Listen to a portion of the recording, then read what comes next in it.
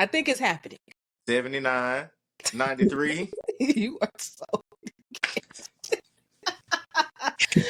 oh God.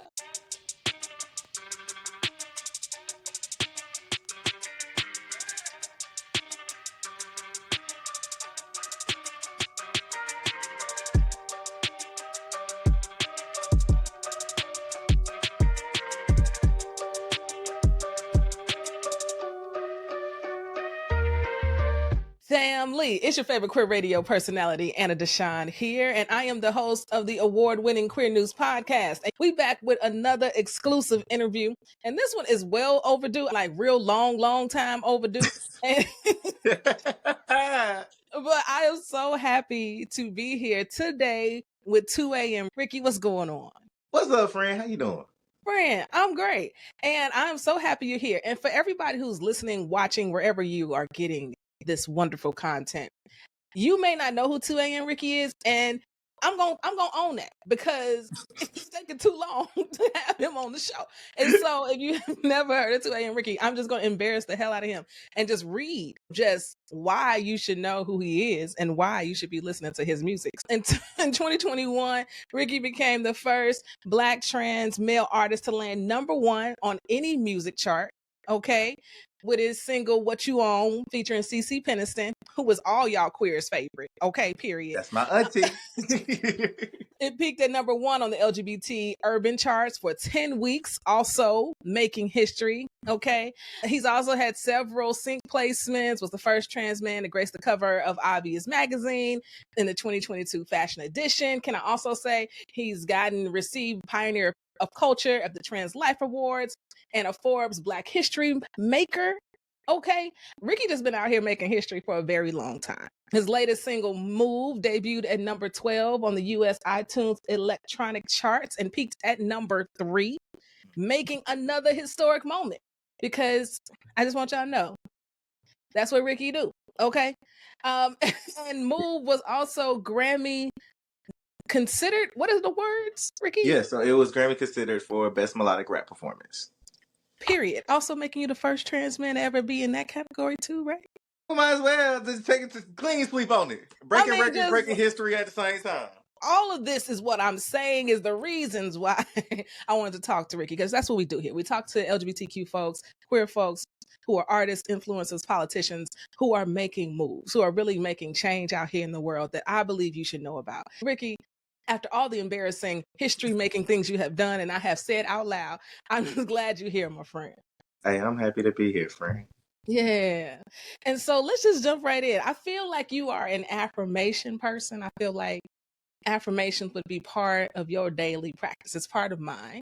And I wanted to know, what would you be willing to share, maybe 1 or 2 of your affirmations that are helping you get through all the things right now? My favorite one is I don't know how, but I know who. I'm a very spiritual person, and sometimes you don't know how God gonna do it, when it's gonna happen, how it's gonna happen, but I know who's in control of it. So I don't know how, but I know who is my go-to to affirm myself. And also when life is hectic and I'm like, ooh, what's about to happen here? I'm not one of those look in the mirror and be like, you are smart, you are kind, you are important type of people when I do my affirmations. I do my affirmations in song.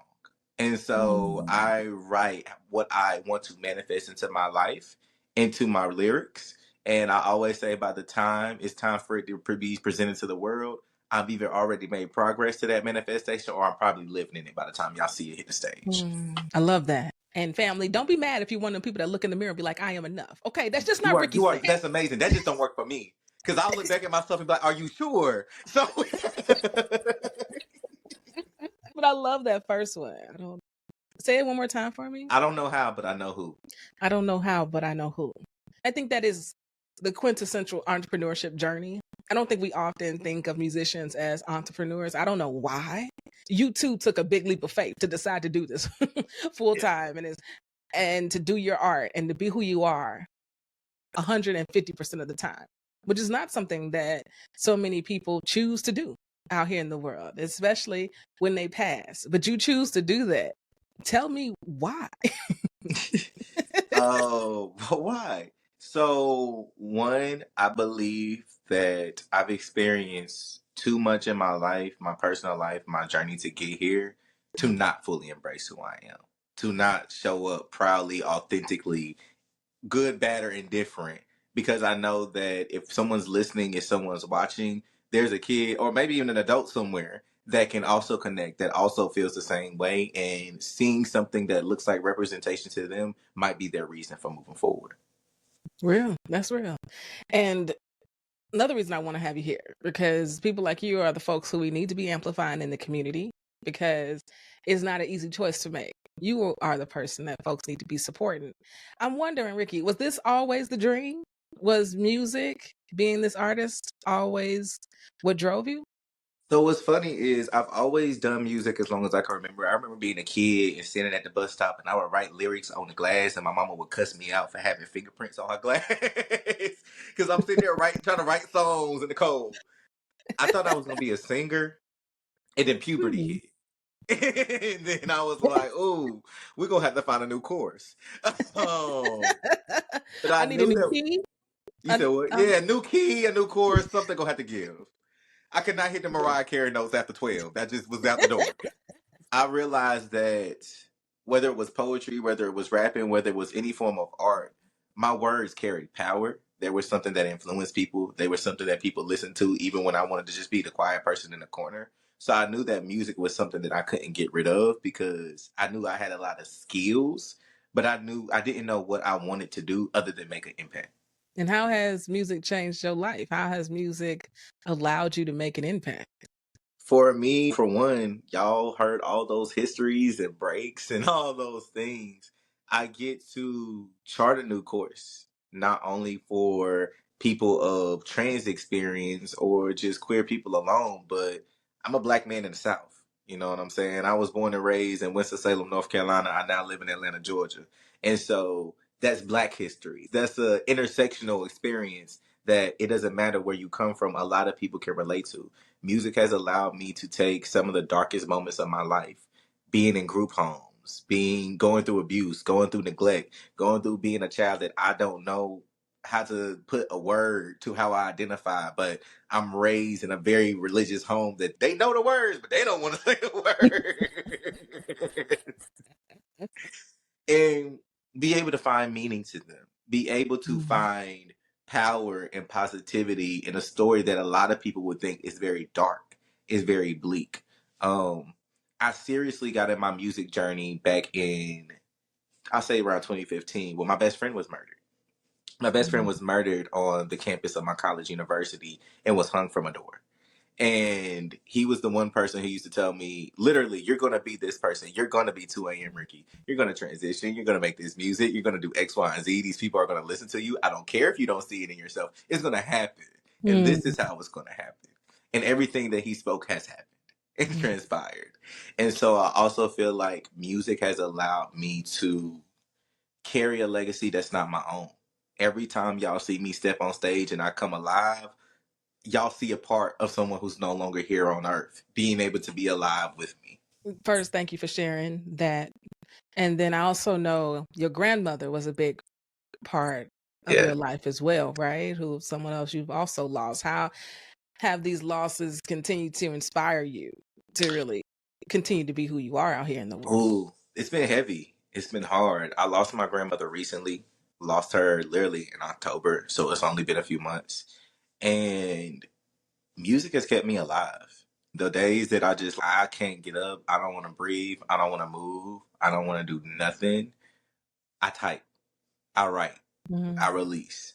A lot of people don't realize. They were like, "Oh, you said, what did it mean?" I be like, "I don't know, friend," because when I listen, I view my songwriting sessions as conversations with God. I pray before I Mhm. start writing, and when I write, I don't really catch on to what I'm saying until I listen back, like y'all do. So the same way you can listen to a 2 a.m. Ricky song and you catch something different every time, I do it to myself all the time. And I be like, Mhm. "Oof, that's what I felt. That's what I thought. That's what I said. That's what the Spirit put on me." That's powerful. And it allows me to be able to give therapy to myself even when I'm grieving, which is also why I use the theme of being lonely throughout my music, throughout my branding, because I feel like we're all lonely somewhere. Sometimes we're just not vulnerable enough to open up about And it's something about being lonely but never alone. And so when it. you talk about these conversations with God, you have to tell me more. about the foundation of that. I'm not sure if I've heard it put exactly that way before from a songwriter. So tell me how these conversations with God go, because me and God be having a lot to say about this roller coaster ride. Okay. Yes. So one of my favorite songs is I have a project called Carolina Boy, which Okay. actually was the EP that was like the introduction of the rebrand of 2 a.m. And in The Well, on Carolina Boy, there's a record called The Well that literally goes, heavenly topics, conversations with God got people feeling awkward. And it literally talks through being in a space of not knowing what's next, not knowing where to go, but knowing that there's something in me that has to get out, even if I don't know how to release it. And Mhm. going through the battles of being human. You want to do the right thing. You want to make sure that if you're going to be in this place of being a public figure and having this influence and having all these things, that you honor it. You know what I mean? When people are in my comments or in my DMs, making sure, how do I make sure that I'm attentive to them and their needs, but also honor my own self-care of. There are days where I don't be having it in me. Or Yeah. someone's looking at me and they need a word of encouragement. And I'm sitting here like I'm grieving. I don't got one for Mhm. myself, but still being able to happen to muster something up. There's a spiritual sense that I think that comes with being a songwriter. And I believe that whether even if you're not Christian or over religious, there's a spiritual sense that comes with that. Because music is the most powerful form of communication. And so for you to be able to find words out of nothing, a feeling and emotion out of nothing, and communicate it and touch thousands, millions, you know what I'm saying? However many people you reach, that's a superpower. So it takes being able to one, be in tune with yourself, be in tune with your higher being, and also be able to know I got a superpower that no one else has. Let me make sure I use it wisely. And I feel like you've been using it. Okay. So let's talk about the latest single, Move. Move went a whole lot of different places, set all different types of records. When you made that particular track, did you know, yeah, this is the one? Funny enough, yes. I didn't know that Move was gonna do what it did. I knew that it was gonna be a powerful record. So funny story, Anna Deshawn exclusive. Okay, I love it. um, Move was actually created in 2020, 2021. And at the time, I was going through my first real experience of the industry and the lack of inclusion and acceptance within the industry. I was Mhm. dealing with producers and big execs who would try to tell me that you have to walk around stealth. No one is going to accept a trans rapper. You have to do X, Y, and Z. They kept me for 3 months from even recording Move because when they heard the beat, they said when people hear this beat, they're going to know that you're part of the gay community. It's going to Wow. clock you. I said, "Ooh, straight people knowing what clock means. This gonna be fun." So I did Move, and I did the CC Peniston records both around the same times. Both were done in one takes, and both when I walked out the booth, they jaws dropped because the irritation and the fight back that I felt from so many people within community who had the same dreams. I feel Yeah. like I released it in the booth when I went and I recorded this song. So I knew that Move was going to be a powerful record because I knew what it meant to me. I knew it was like a fu back to the industry, Yeah. and it was also a reaffirmation to myself of the man that they're trying to discredit is the same man who's going to change the world. Is the same man that can Mm. make people move in a good way and dance in a movement way of creating a movement of positivity and justice and inclusion within the industry. And it manifested again. It manifested into exactly what I thought. And it did. Okay. And even when as I hear you speak, I have to uplift your activism and your advocacy. Okay, rappers ain't walking around talking about intersectionality.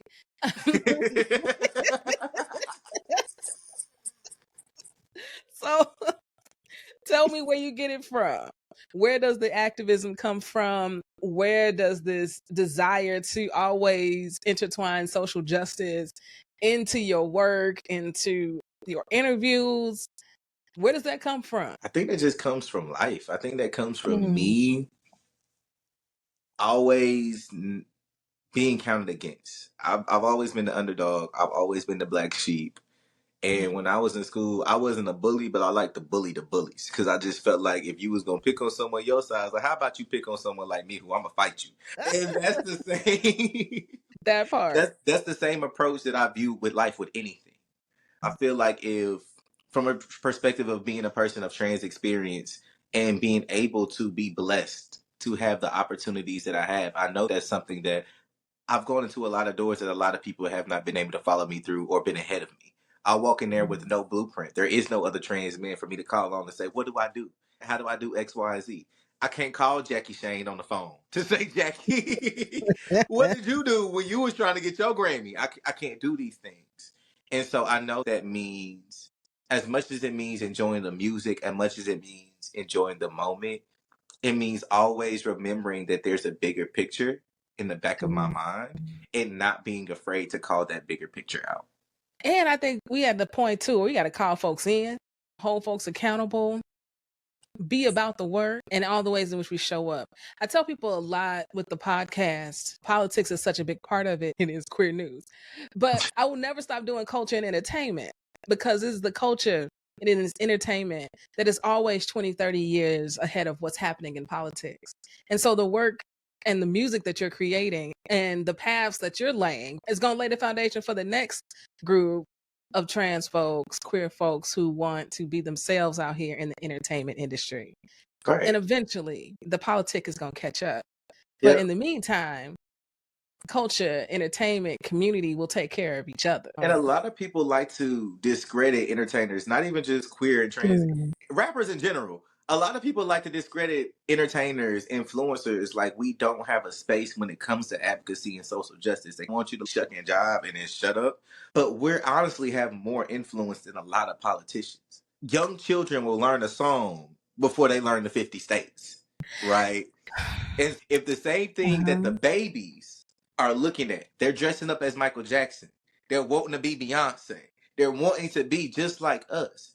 So they're looking at us before they look at the president, before they look at the Congress, before they know who their governor and their mayor is. Yes. They're looking at entertainers and influencers. They're looking at streamers now because streaming has taken over even journalism in a lot of spaces. Yeah. So I think that especially in this era, if you don't allow people in the entertainment space to have the same amount of respect as the person that you would look as the executive director of a leading nonprofit organization, you're going to miss the mark of how to actually directly touch the community that a lot of people are trying to even impact in the first place. 100%. I think the Democratic National Convention did a beautiful job having a content creator stage in the midst of it. Let me tell you, traditional media was not happy about it. Okay. They also need to get over themselves. And I think that we're in an age where podcasting and content creators are showing just how influential they are. I think it's I think the impact that TikTok has had is the reason everybody wants it to go away. Because when people begin to find their voice and create an audience and begin to make a stir, then they don't have control. And we can never overlook the impact of culture and entertainers and influencers on our everyday lives. But I also want people to know about what you got coming up, because I also want people to support. Yes. Family, do not leave this interview without following 2 a.m. Ricky, without going to listen, downloading the albums. Okay. Do not leave this interview without doing that. But in the meantime, you got stuff coming up. Projects are dropping very soon, and we want to tell the good people all about it. So you got a new project coming up. It's going to be dropping in May, and it's named Don't Forget to Call, right? Tell us about that. So, yes, Don't Forget to Call is a follow-up on Listen If You're Lonely. And is an exploration of a theme of grief. And not grief in the sense of just someone passing away, but grief in the sense of, in order to be successful, in order to get from point A to point B, from dreaming about something to actually walking into your purpose, something has to die. And a lot of times it's ourselves. And so in order for 2 a.m. Ricky to have done all of these firsts and done all these things in these last few years, the human part of me has had to suffer, right? And what does that look like? How does that feel for me? What are the stories behind that? What are the perspectives of the people in my life? You know what I'm saying? Who they may have been impacted by this. The women in my life, who they got their opinions and their thoughts and they feel. And even the stories. You out here breaking hearts, Ricky. I'm not even breaking them. I just mind my business. even sometimes in minding your business, there's a level of grief to people because if they're used to the old version of yourself who's available, who has time for this, who might not have been matured, and now they have to meet this version who's very mature, who's very sure of themselves, who's very confident, who's going on this spiritual journey, that it's like a brand new person. It's, ooh, you're not here for my fanatic, and that's a grief for them too, right? Having to process death and process death in the sense of still moving forward. When my grandmother passed, I was still booked. I had to go perform at VSU the day before my grandmother's funeral. Drive 3 hours, get dressed, get up, get dressed, and I ran my grandmother's funeral because my grandmother was never allowed to see me perform, so that was her show that she wanted. And still, as soon as I got home, had to hit the road. And as much as people were empathetic of sorry for your losses, once I had to go on stage, I still had to turn the human grief off that wants to just go cry and be the person who can impact everyone else. What does that look and feel like? And so don't forget to call as a reminder sometimes for us to don't forget to call on ourselves. Don't forget to call the people who actually matter to you because you're so busy trying to chase your dream that somebody is getting left on the sideline. Don't forget to call on that higher power when you get lost in the turmoil and life is getting you starting a life. And it's also a reflection of my journey with sobriety, right? Don't forget to call on the purest, most innocent form of you. And as we go and we mature, that's easy to get lost in the sauce too. Say more about sobriety. How long have you been sober? Oh, so I stopped drinking in December and I stopped doing all the other things at the beginning of the year. All the other earthly Things. things, huh? When did you stop doing that? At the beginning of the year. So I stopped drinking December 20th of December of last year, and then all the other things at the beginning of this year. And it's definitely been a difference. It's definitely been a difference. It has not been a perfect journey. I have slipped up, and even when I slipped up, I was like, "Ooh, I don't like this." That's sobriety. It's been it's been a journey of clarity. I feel like I have so much clarity that I haven't had before. I got to a point in life that I said, you've gone through so much. I reflected on my own journey of transitioning, of music, of life, of grief, of going through abuse and neglecting all these things. And I realized I had never knew what it was like to be pure because I had always been around some type of something, whether it be people with addictions, whether it be some type of, I had never known what it meant to be pure. I asked one of my relatives, what's the youngest you can remember me having any type of traumatic experience? They said you were 2. I'm 27.